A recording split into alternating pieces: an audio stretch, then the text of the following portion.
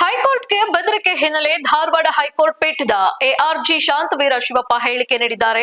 ಮೇಲ್ ಮುಖಾಂತರ ನಮಗೆ ಸಂದೇಶ ಬಂದಿತ್ತು, ಅದನ್ನ ನೋಡಿ ನಾವು ಎಸ್ಪಿ ಅವರಿಗೆ ಮೇಲ್ ಫಾರ್ವರ್ಡ್ ಮಾಡಿದ್ವಿ. ಅವರು ಮುಂದಿನ ಕ್ರಮವನ್ನ ತೆಗೆದುಕೊಂಡಿದ್ದಾರೆ. ಎಸ್ಪಿ ಪರಿಶೀಲನೆ ಮಾಡಿದ್ದಾರೆ.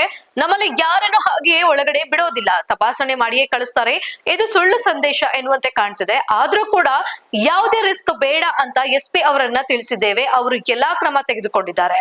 1:55 ಒಳಗೆ ಕೋರ್ಟ್ ಖಾಲಿ ಮಾಡಿ ಎಂದು ಮೇಲ್ ಇದೆ. ಯಾವ ಕ್ಷಣದಲ್ಲಿ ಬಾಂಬ್ ಸಿಡಿಯಬಹುದು ಎಂದಿದೆ. ಆತ್ಮಹತ್ಯೆ ದಾಳಿ ಆಗಬಹುದು ಎಂದು ಇದೇ ಆ ಮೇಲ್ ಧಾಟಿ ನೋಡಿದ್ರೆ ಅದು ಸುಳ್ಳು ಅನಿಸ್ತದೆ. ಎಆರ್ಜಿ ಮೇಲ್ಗೆ ಬಂದಿದೆ, ಎಲ್ಲಿಂದ ಬಂತು, ಯಾರು ಕಳಿಸಿದ್ದು ಅಂತ ಸೈಬರ್ನವರು ನೋಡಬೇಕು. ಜನರ ಜೀವಕ್ಕೆ ತೊಂದರೆ ಆಗಬಾರದು ಎಂದು ಕ್ರಮ ಕೈಗೊಂಡಿದ್ದೇವೆ. ಸದ್ಯ ಕಲಾಪ ಬಂದ್ ಇತ್ತು, ಈಗ ಮತ್ತೆ ಕಲಾಪ ಆರಂಭ ಮಾಡ್ತೇವೆ. ಒಟ್ಟು 9 ಜನ ನ್ಯಾಯಮೂರ್ತಿ ಇದ್ರು. ಎಲ್ಲರ ಕಲಾಪ ನಡೆಯುತ್ತಿದ್ದು, ಆದ್ರೆ ಮುಂದಿನ ಪರಿಶೀಲನೆ ಆಗಲು ಕಲಾಪ ನಿಲ್ಲಿಸಿದ್ರು. ಈಗ ಮತ್ತೆ ಕಲಾಪ ಆರಂಭ ಆಗಲಿದೆ ಎಂದು ತಿಳಿಸಿದ್ದಾರೆ. ಮಧ್ಯಾಹ್ನ 12:12ವರೆಗೆ ನಮ್ಗೆ ಒಂದು ಮಾಹಿತಿ ಬಂದಿದೆ. ಅದರ ಪ್ರಕಾರ ಹೈಕೋರ್ಟ್ ಎಆರ್ಜಿ ಸಾಹೇಬ್ರಿಗೆ ಒಂದು ಮೇಲ್ ಕಳಿಸಿದ್ದಾರೆ ಒಬ್ಬ ಮನುಷ್ಯ, ಪ್ರೈವೇಟ್ ಇಮೇಲ್ ಐಡಿ ಇಂದ. ಆ ಇಮೇಲ್ ಪ್ರಕಾರ ಬೇರೆ ರಾಜ್ಯದಲ್ಲಿ ಬೇರೆ ಏನಾದ್ರು ಇಶ್ಯೂಗೋಸ್ಕರಕ್ಕೆ ಅಟೆನ್ಷನ್ ಡೈವರ್ಷನ್ಗೋಸ್ಕರ ಒಂದು ಬಾಂಬ್ ಅಟ್ಯಾಕ್ ಆಗ್ಬಹುದು.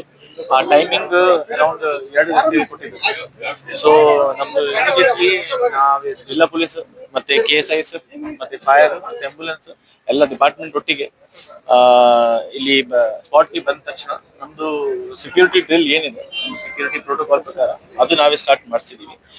ಫಸ್ಟ್ ನಾವೆಲ್ಲ ವೆಹಿಕಲ್ಸ್ ಅಂದ್ರೆ ಪಬ್ಲಿಕ್ಗೆ ಮತ್ತೆ ಜಡ್ಜಸ್ಗೆ ಮತ್ತೆ ಯಾರು ವಿಸಿಟರ್ಸ್ ಇರ್ತಾರೆ ಅವರಿಗೆ ಮತ್ತೆ ಅಡ್ವೊಕೇಟ್ಸ್ಗೆ ಎಲ್ಲಾಗೆ ಇಲ್ಲಿಂದ ಖಾಲಿ ಮಾಡಿಸಿ ಪೂರ್ತಿ ಬಿಲ್ಡಿಂಗ್ ಕಳಿಸಿ.